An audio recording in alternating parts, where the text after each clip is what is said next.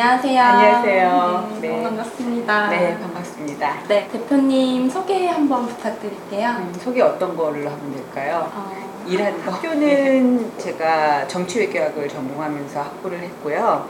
그리고 나서 현대그룹에 들어가서 비서 생활을 1년 정도 하다가 그 다음에는 계속 글로벌 컴퍼니에 있었어요. 근데 주로 IT 회사였고 IT 회사에서 한 20여 년 일하고요. 그 다음에 커뮤니케이션 회사에서도 있었고 그냥 저는 25년 차 직장 생활을 하는 여자다라고 생각하시면 됩니다.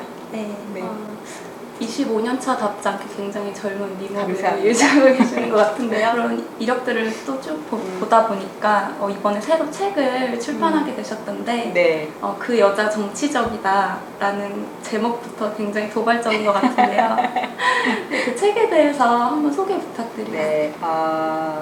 그 여자 정치적이다라고 해서 정치가 들어가긴 했는데 사실상 여의도 정치하고는 상관없는 내용이고요. 25년간 제가 이제 직장 생활을 쭉 하면서 그 필요하다고 생각했던 거 혹은 중요하다고 생각했던 걸 좀 정리를 해봤는데 그거를 묶음을 그냥 전 정치적이다라는 표현을 쓴 거고 사실은 그 사회적인 감수성이라고 할 수 있는 소셜 센서빌리티에 관한 거예요. 그래서 내용이 좀 너무 어렵다고 해서 제가 정치적이다라는 표현을 쓴 겁니다. 예, 조직 생활에서 필요한 감수성 정도로 생각하시면 됩니다. 저는 굉장히 그런 단어나 문장 같은 것들이 자극적이면서도 마음에 되게 와닿았었거든요. 독자가 제일 무서운데 감사합니다. 강력하게 주장을 하신 게 소셜 센서빌리티라는 단어이신데 그 단어에 대해서 좀 더 자세히 설명해 주세요. 사실 저는 그거가 이제 아주 쉽게 말하면 눈치코치라고 하잖아요, 사람들이. 근데 그거가 이렇게 폄하되는 그런 의미로서 뭐 남의 눈치를 보고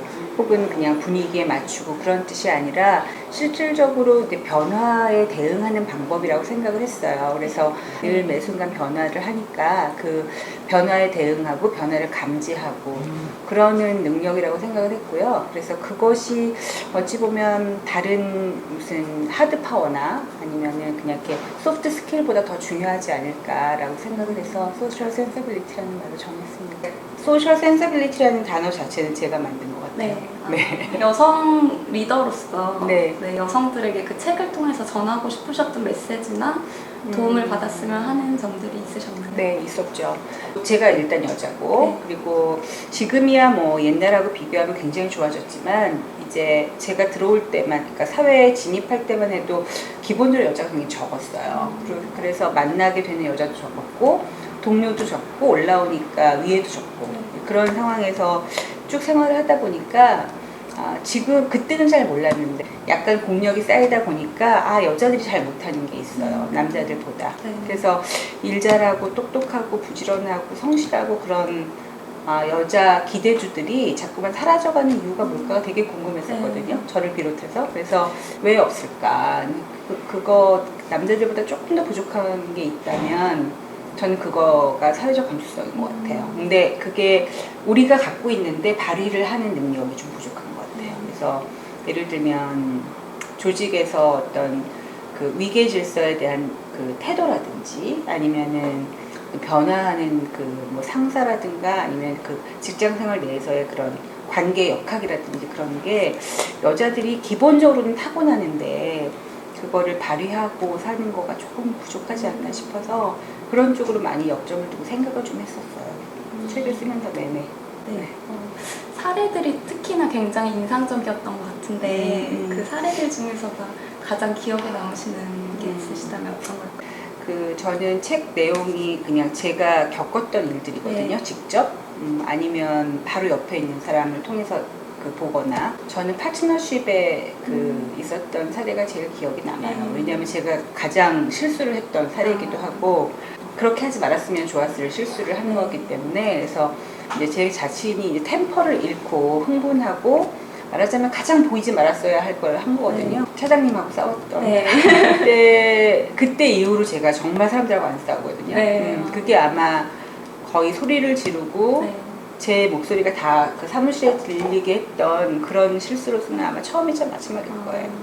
그거는 좋은 점은 아닌데, 그러니까 그거 말고 또 이렇게 책에 쓰지 않은 게 있어요. 예를 들면 남자들이 이렇게 굉장히 쉽고 내지는 이제 편안하다고 생각하면서 하는 게 여자들 외모에 대한 지적을 잘 하잖아요. 뭐 네. 화장이 어떻다, 뭐 오늘 옷이 어떻다. 그게 보면 참 예민한데 어떤 그 넘어도 좋은 선이 있고 아닌 게 있거든요. 그러니까 받아들였을 때 어떻게 해야 될지 몰라서 넘기는 경우가 참 많은 것 같아요. 근데 그 뭐 그때는 뭐 호칭이라든지 반말이라든지 이제 그것 때문에 그랬지만 그렇게 내가 이거를 참아도 될까라고 생각하는 그 지점이 참 어렵죠. 그래서 그런 생각을 많이 했던 것 같아요. 남자들하고 같이 생활을 하면서는. 네.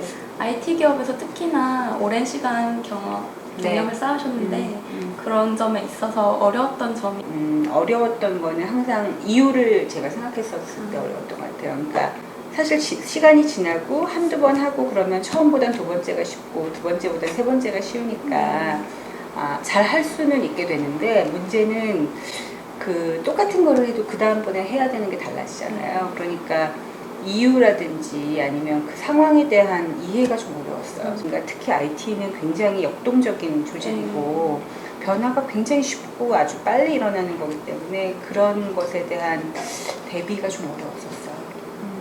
그런 어려움을 극복해 나가시는데 가장 크게 작용했던 점이나 뭐 배우셨던 것들이 있으면 저는 뭐 누구나 다 마찬가지겠지만 오픈마인드가 중요한 것 같아요. 그래서 예를 들면 어저께까지 맞았던 게 오늘 틀릴 수 있고 또 나한테는 통하는 게 저 사람한테는 안 될 수 있고 그런 식으로 조금 유연한 사고가 되게 필요하지 않았을까라고 생각하고요. 그것도 자꾸 연습하니까 되는 것 같아요.